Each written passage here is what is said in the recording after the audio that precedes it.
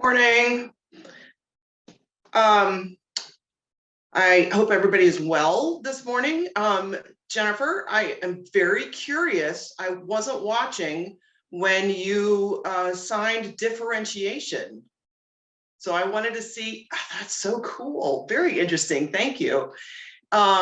So I am the school librarian in the Owego-Appalachian Central School District. I want to be clear, this is Owego, not Oswego, not Otsego, not Otsinango.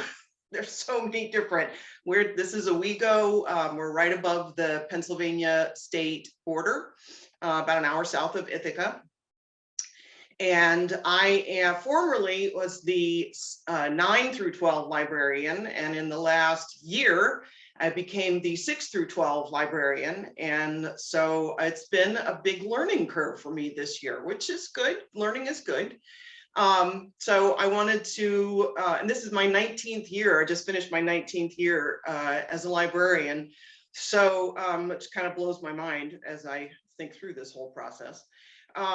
So just wanted to say welcome and look forward to speaking with people and learning from some of the other sessions that are going on here. So I'm going to go ahead and share my screen. Actually, before I do that, I'm going to go ahead. So I noticed that oh, good. Yeah, Owego. Awesome. That the slide deck that was posted in the Google folder was my old one. This is the new improved version. This is what I'll be using today. So I threw that down in the chat. So if you'd like to access the slide deck there, this is the one I'll actually be using. And it has all the pictures and things that I added to it at a later date. And so I'll minimize everybody here. There we go. So this is my contact information.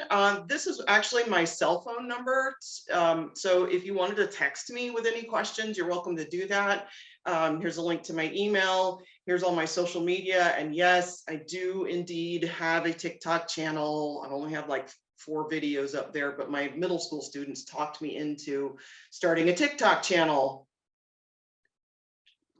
So it's something I've been enjoying doing. It's again a learning curve. So before I get into the topic at hand, I was hoping that some people would understand the reference to my title here. It's one of my favorite lines from Monty Python's Life of Brian. And here are the lines in there where Brian is speaking to the crowd who is following him accidentally. Look, you've got it all wrong. You don't need to follow me. You don't need to follow anybody. You've got to think for yourselves. You're all individuals. And the crowd with one great big voice replies, yes, we're all individuals. And then one tiny little voice says, I'm not, which appeals to my sense of humor in so many different ways. But it also really was appropriate for this topic because, as many of you know, learning is very much of an individualized process. And so it's important, I think, for us as both high school and higher ed instructors is to realize how learning can be different for so many students. And that's why differentiation is important. I wanted to take a little bit of time to give a definition of what differentiation is. It is tailoring your instruction to meet the student needs, which can be as varied as knowing what they've already been learning. So that's collaborating as you're putting together your instruction, knowing the students well. I mean, it's about relationships in a school setting, a 6 through 12 school setting. Obviously, I like to say that I essentially have 1,100 students. Every one of those kids from 6 to 12 is one of my students, and I strive to make relationships with each one so that I am familiar with their learning style or with a group learning style. It might be it's a little more difficult in the higher ed realm, but it's still important to understand that each student comes with their own set of learning styles. What I think has been interesting, I feel like, and maybe I'm wrong and somebody can back me up on this, but I feel like students are much better these days about knowing their learning style and knowing their own neurodivergence. I've worked with a student who was autistic several years ago, but she and I had this very long conversation about how she uses her autistic learning style to help her. She knows what works for her. And it was very refreshing to hear that from a student. I was very proud of her. And I hear that more and more often. So I think students are going to be coming to college knowing their learning style, and they'll be very explicit about what their learning style is. And so that when I say tailoring instruction, that's also being able to be flexible in your instruction. And so realizing midway through if something's not working or a student's not being successful, realizing the different approaches that you can take in your instruction to make sure that students are successful. Differentiation is also providing choice, flexibility, and accessibility. Choice has to do with, again, talking about their learning style. If one person prefers to use text, hard text books, then it's a good idea to have that available. Again, talking about flexibility is, again, in your instruction, being able to be flexible, perhaps while you're in the middle of teaching. Sometimes that can happen, and then you have to be able to roll with it.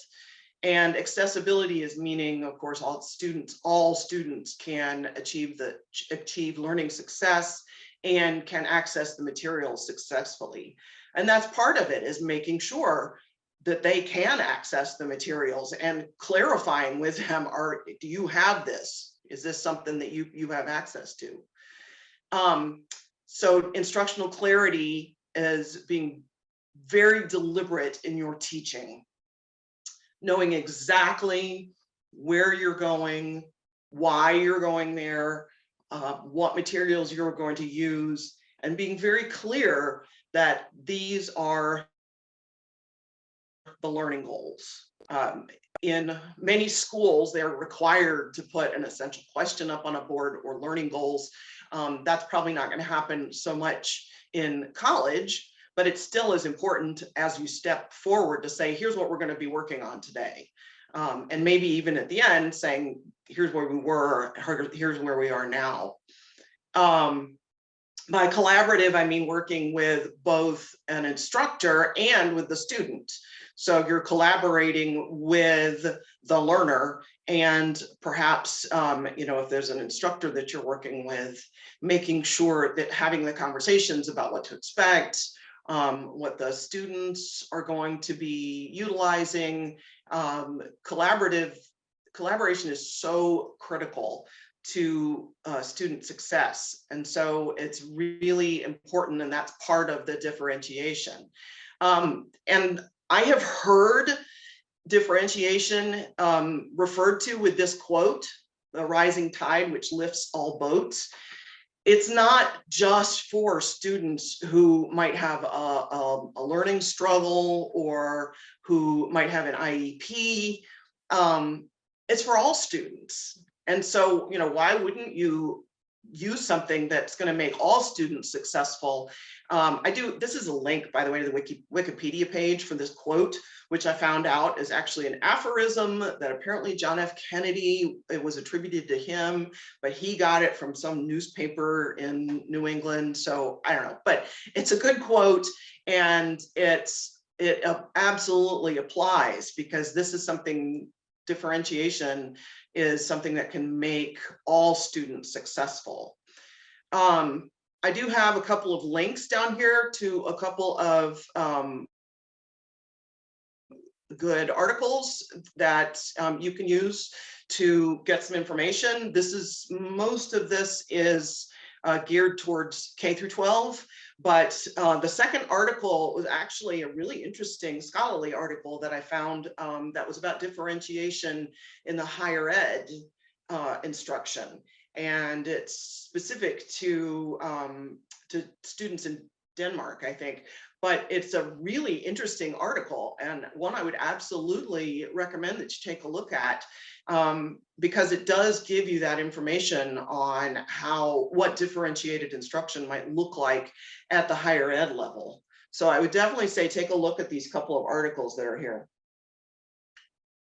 if you're interested in some further information.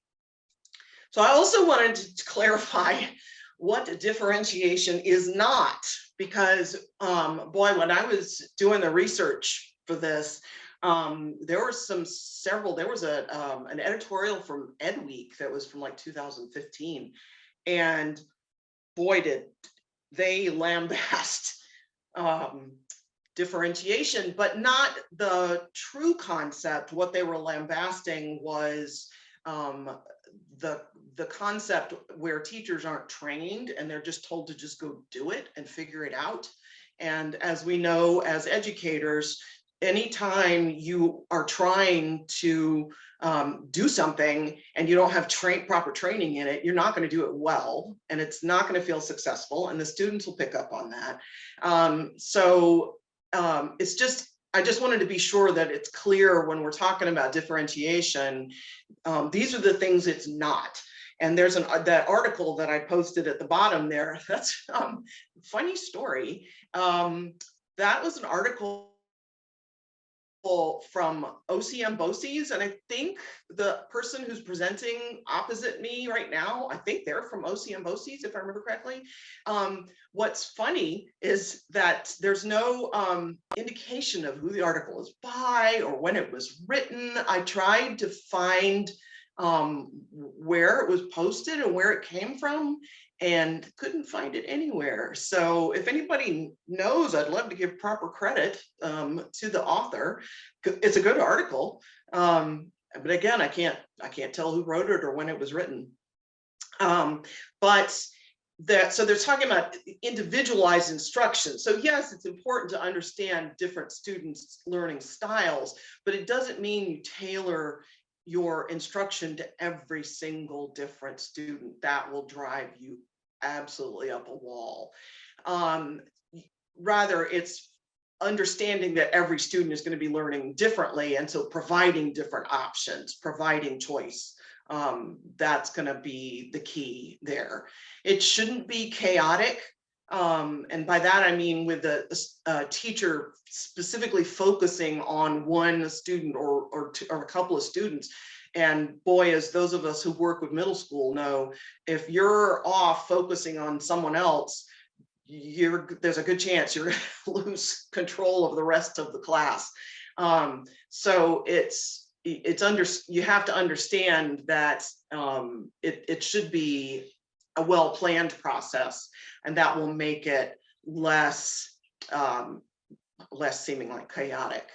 It's also not grouping by, oh, here this group is at level 1 and this group is at level 2, and so level 1 I'm gonna just give these couple of pieces of instruction, and that goes back to the dumbing down the instruction. It's absolutely not dumbing down the instruction. It might be just changing how you approach it. It might mean slowing down just a little bit, but all students are going to work together as a whole, and you will provide the information in such a way that that all the students are successful. Talking about the rising tide, lifting all ships. Any questions so far on that? I just wanted to get that part out of the way.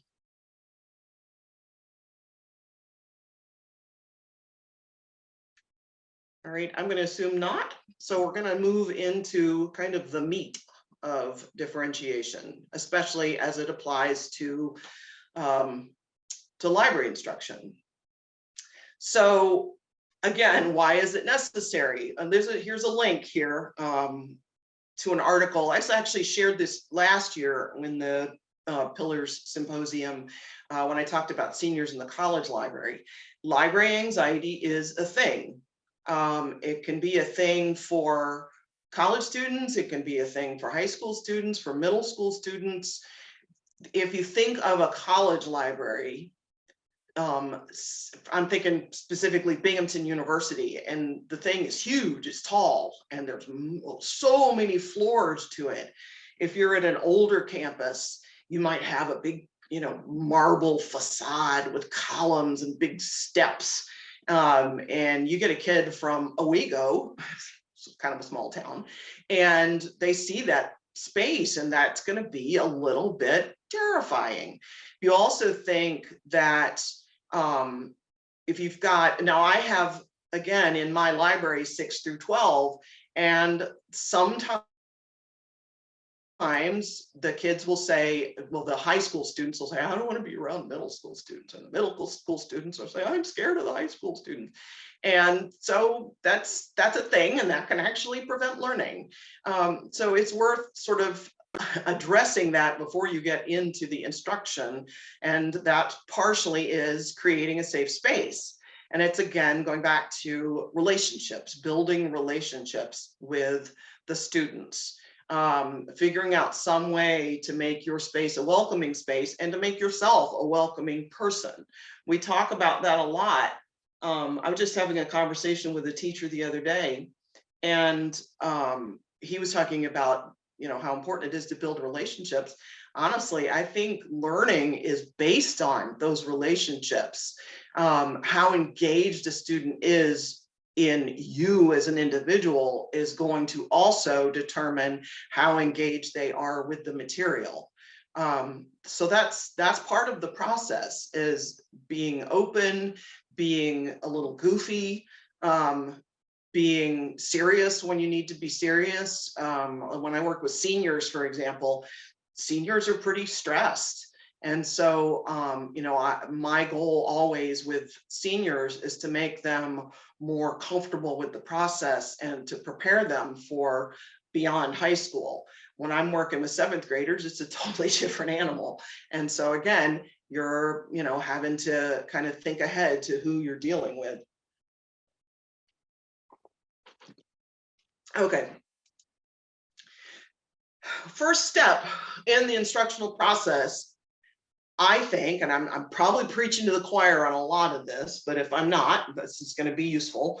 You want to meet the students where they are. In our district, we are a Schoology enterprise system, and so we all use Schoology, except at the lowest elementary levels, they use Google Classroom. And some of our 6th graders use Google Classroom as well. But the rest use Schoology.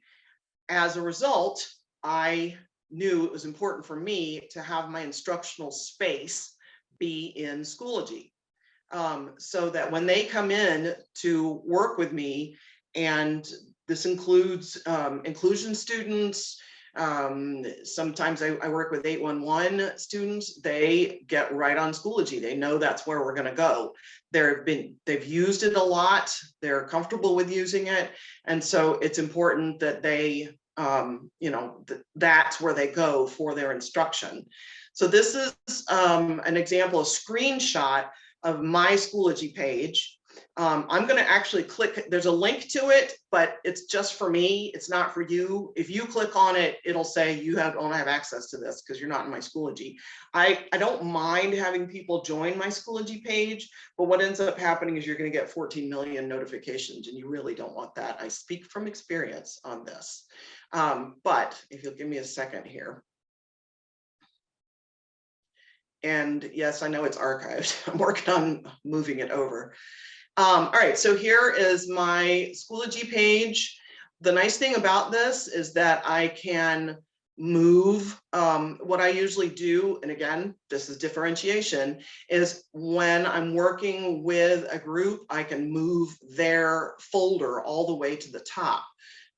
So rather than have them scroll down to find something, I just put their folder right up at the top. So that's, the advantage of having your own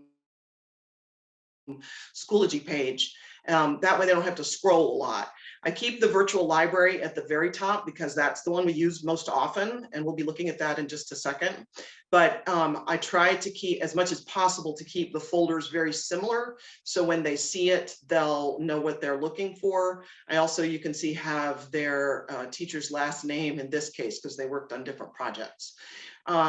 So I'll show you the 9-8 court case project. So I usually start with a folder on topic selection. I have a folder on sources, which takes them directly to databases. And then I have a works cited folder. Here's the 11th grade iconic photo project, same thing. I apologize, I have a dog. He barks at everybody outside. I hope he's not being too loud. Same thing with ELA Hawkins. So there's our exploring topics, sources. I've done some student podcasting. There's college writing, and you can see that I can then throw links down there. I tell students you're not required to stick with these. These just give you something to start with. I'm going to talk about that in just a second. There's 8th grade, there's 7th grade. Research tools is pretty basic, but there's all works cited if they need to get back to it. So you can see there's lots of different, oh boy, I did a lot of different things. I did a project with seniors. I thought it was really important that seniors get some time to learn specifically how to write a professional email. So I put this folder together for them.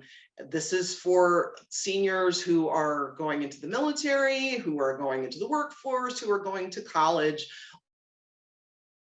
All seniors need to know how to write a professional email. So it was important for me to give them that direct instruction, no matter where they're going to be after high school.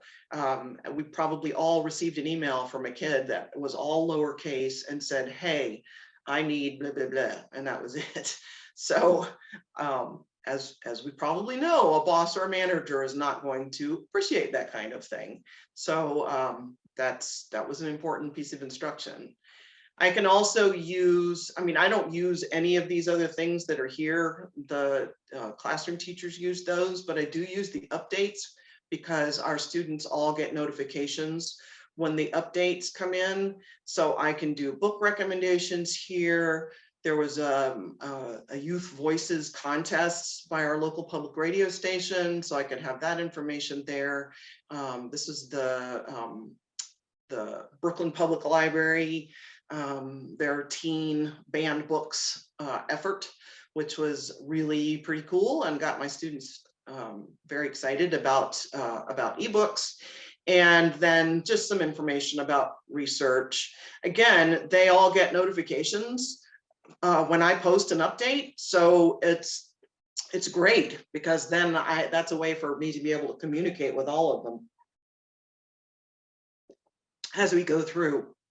So as I said, it's important for us to meet the students where they are, to have a place to be able to go exactly there, and they know where everything is, and then you take the time to organize it in such a way that they can absolutely find the material that they need. There we go. So as I mentioned when I was showing my Schoology page, the virtual library that's up at the top, when you click on the folder, there's one that says OFA, virtual library, that's one that says OAMS. They look exactly the same. I call this the home base. I call it the dog page, actually. So what I could always say to the students, okay, go to the dog page, and they'll know however they need to get to it, whether it's a tab, whether it's they have it open on their iPads. We're a one-to-one school with iPads. They can go right to the dog page. That is my dog, the one you just heard barking. And he is a Carolina dog, which is why he says woof y'all. So I made this Bitmoji library. This was really during the pandemic. It was very important that we have lots of good, and I had already started thinking about a page like this, but I used this extensively during the pandemic. part of, now I know that this is cute, because again, this is for middle school and high school, but it's not a bad idea to make something like this similar for college students.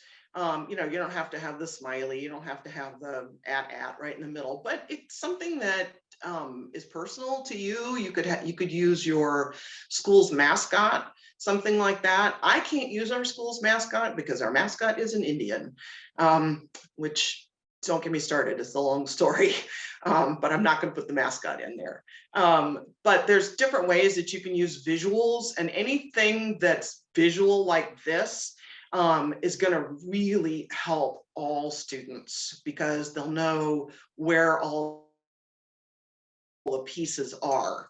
And it'll be very clear. They can go right to it. You can say, let's go to the dog page, you know, whatever it is you want to call it.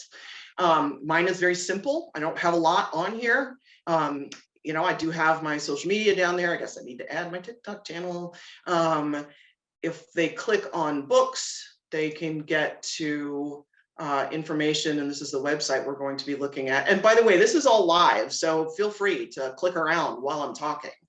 You have access to all these things. So if they click books, it'll take them to a web page that has access to our ebooks. There's our library catalog. And I'm going to talk about the website in just a second. And then if they click the dog, so, and this I tell them all the time, sometimes they need to have usernames and passwords for some of the databases. You're not going to be able to access them because you're remote, but I'm going to look at the databases in just a minute. But if you click the dog, it opens up the page where all the usernames and passwords are.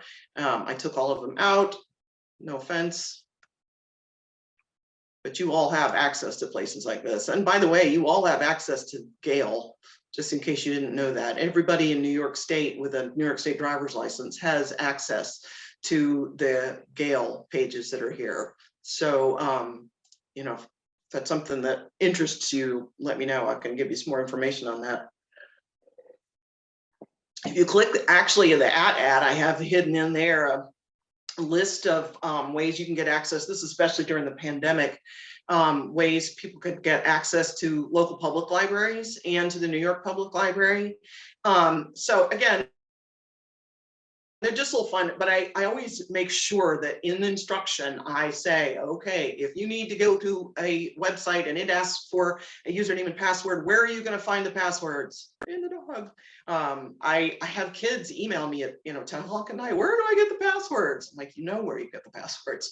That's why I make a big deal out of it. I kind of do a little song and dance about the dog.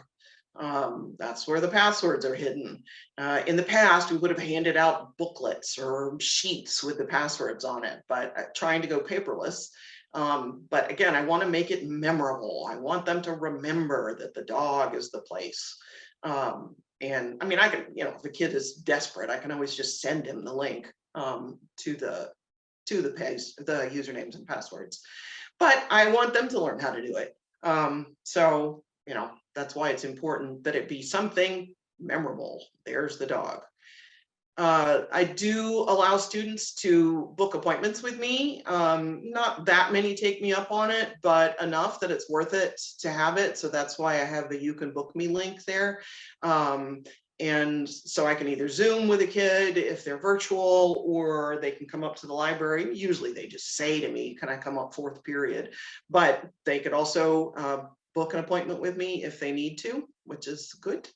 And then most of the time, 9 times out of 10, we're going to be using the databases. So when you click the database link,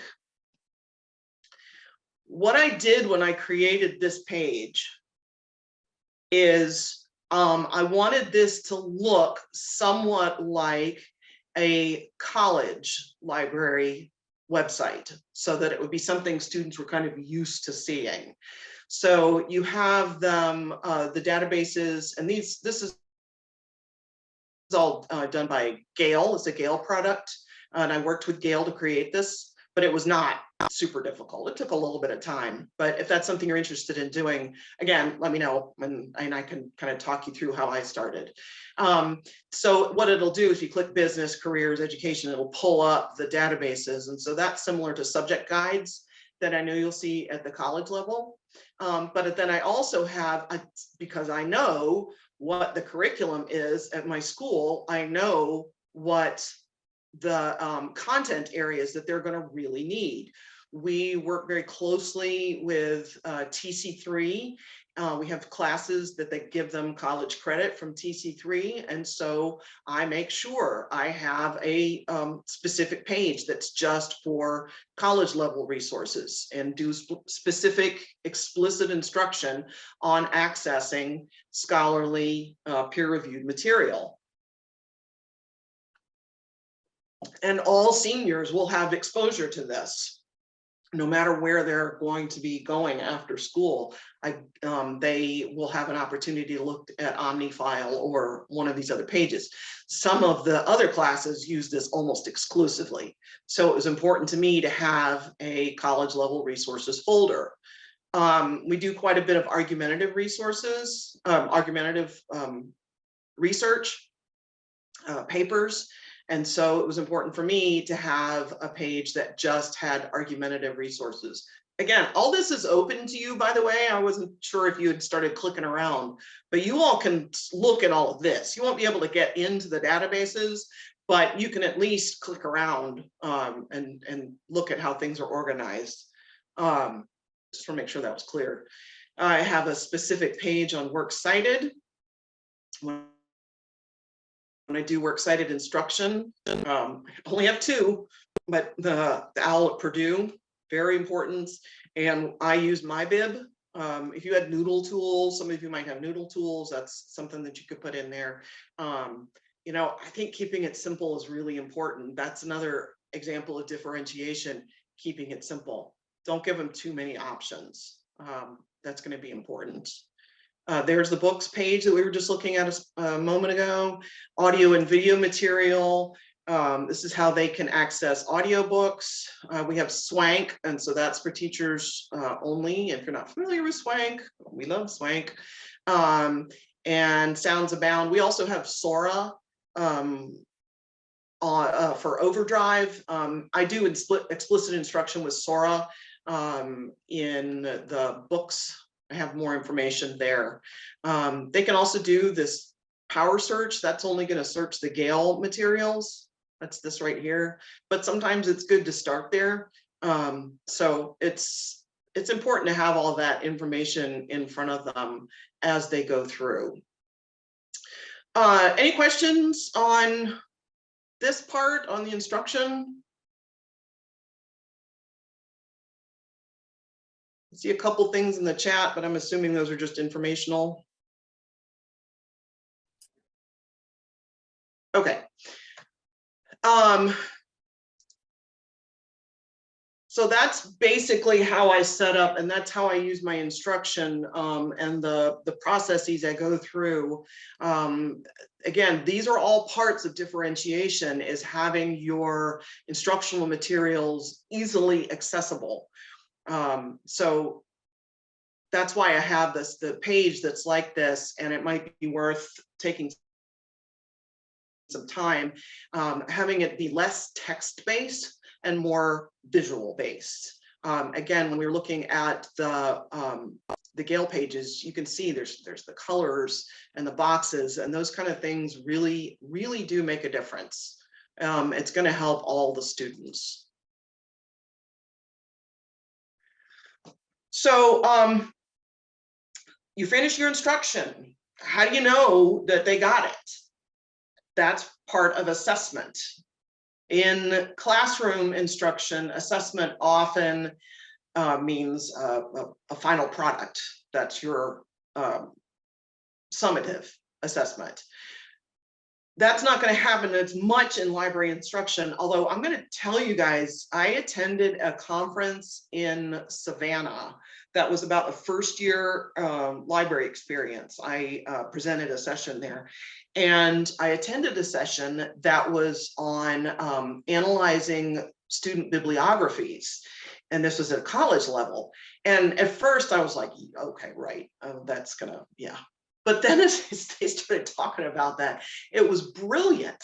What they did is they had students, I think the students submitted their bibliographies to the librarians, and the librarians analyzed the bibliographies for whether they used library materials, whether they used databases, how well they did their works cited. They used that to guide their instruction on works cited. And that's absolutely what assessment is for. And so this was something the students had already done. It was part of their paper, but the librarians then use the bibliography analysis to help guide their instruction. So that is part of assessment. Assessment doesn't have to be a paper or a test.